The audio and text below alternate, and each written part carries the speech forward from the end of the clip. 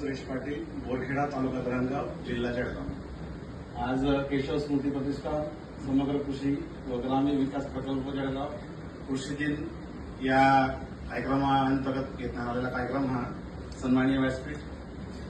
मी आज बाकीच्या गोष्टी जगावेगळ्या थोडी सांगणार नाही, फक्त मी माझ्या स्वतःकडे सांगेल।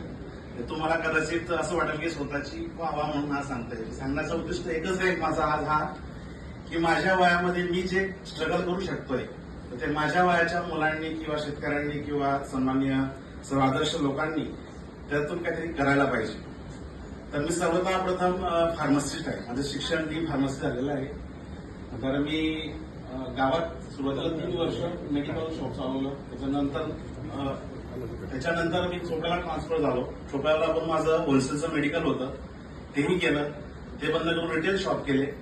त्याच्यानंतर स्वार्थ म्हणून कोरोना काळात माझे 3 मेडिकल होते। पर डे मला 5 लाख रुपयाचं काउंटर होतं।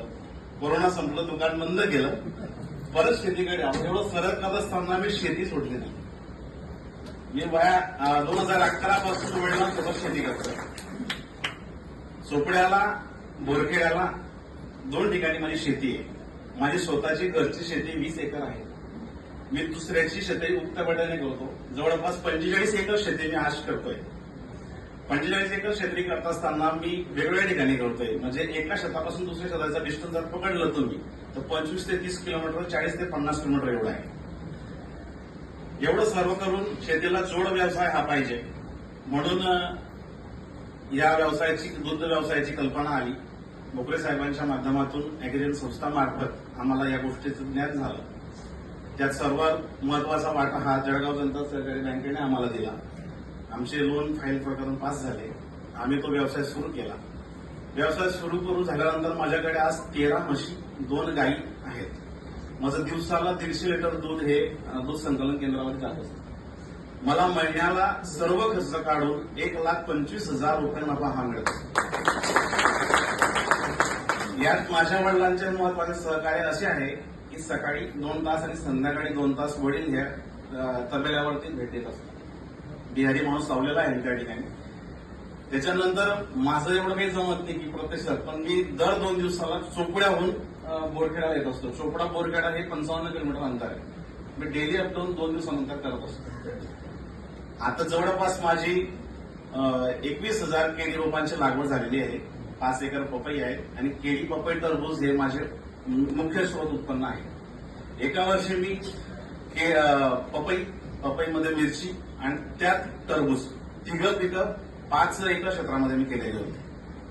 मागच्या म्हणजे एका वर्षामध्ये मला त्याचं टोटल उत्पन्न असे मला मिळाले की 6 लाख रुपये मला पपईमध्ये मिळाले, 1 लाख रुपये मला मिरचीमध्ये मिळाले आणि टरबूजमध्ये मला 3 लाख रुपये मिळाले। जवळपास 11 महिन्यांमध्ये मी हे तिघं उत्पन्न घेतले आणि शेत रिकामं करून आज त्या ठिकाणी केळी रोपांची 5,000 रोपांची लागवड केली गेली।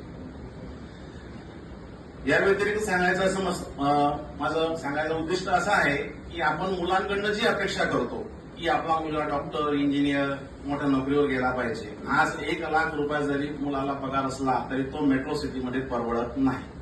ही सर्वात महत्वाची गोष्ट आहे आणि खेळासारखं सुख कुठेच नाही। मी चोपड्यामध्ये 10 वर्षापासून राहतोय। चोपड्याचा फ्लॅट विकून मी परत आता बोरखेड्यात राहायला येतोय। तर सांगायचं तात्पर्य एकच, मी महिन्याला शेती जोड व्यवसाय म्हणून तुमचा हा दूध व्यवसाय आणि माझ्याकडे आता मी मागच्या वर्षी जेसीबी आणि 2 ट्रॅक्टर विकत घेतले। या सर्वांचं उत्पन्न स्रोत पकडून मला खर्च वजा हा 3 लाख रुपये महिना मला येत असतो। आज 3 लाख रुपये महिना मिळवण्यासाठी आज कंपनीमध्ये तुम्हाला आयटी सॉफ्टवेअरमध्ये कुठल्याही क्षेत्रामध्ये तुम्हाला कमीत कमी 12 तास काम करावं लागेल।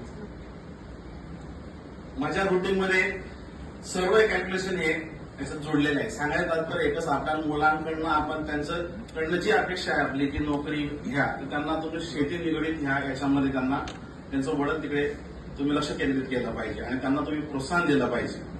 एवढं बोलून माझे 2 संपर्क सर्वात सांगायचं महत्वाची गोष्ट, या ठिकाणी आम्ही 5 प्रकरणं केलेले आहेत। आमचे 6 हप्ते हे रेग्युलर भरले गेलेले आहेत। तर आमच्या इथं साहेब सांगायचं असं की 4 शेतकरी लोकांना काहीच माहित नव्हतं।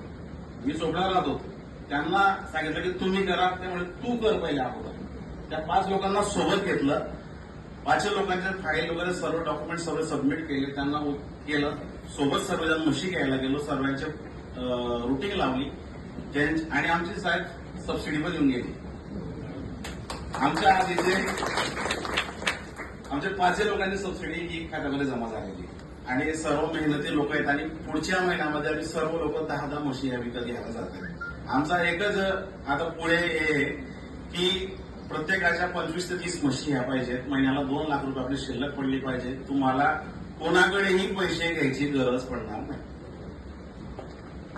आणि आता पुढच्या एका विषयाला सांगायचं मतलब की आता पशुखाद्य निर्मिती म्हणून आम्हाला त्यात थोडं काम करायचं आहे किंवा आपल्याकडे जे समजा आता शेणखत वगैरे घ्याय होतात तर ते त्याच्यामुळे थोडा प्रकल्प त्याच्यावर प्रक्रिया करून आपल्याला काय नवीन करता येईल याच्यावर अभ्यास चालू आहे. एवढं बोलून माझ्या 2 समोर जय हिंद, जय महाराष्ट्र, जय